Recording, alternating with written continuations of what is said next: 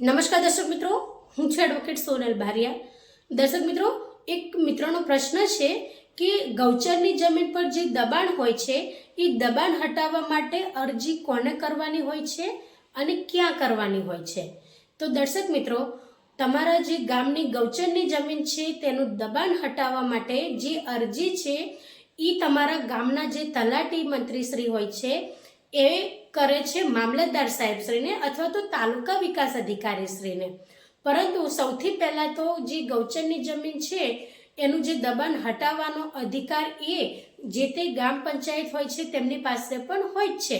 પરંતુ જો તેમ છતાં પણ એમને એવું લાગે કે ગ્રામ પંચાયત દ્વારા દબાણ હટે એમ નથી, તો એવા સંજોગો દરમિયાન જે તલાટી મંત્રીશ્રી અને જે તમારા ગામના જે સરપંચશ્રી હોય છે એ બંને મળીને જે ટીડીઓ સાહેબ એટલે કે તાલુકા વિકાસ અધિકારી અને મામલતદાર સાહેબશ્રીને અરજી કરી શકે છે કે અમારા ગામની જે ગૌચરની જમીન છે તેની ઉપર આટલું દબાણ છે તો એને હટાવવા માટેનો હુકમ તમે કરી શકો।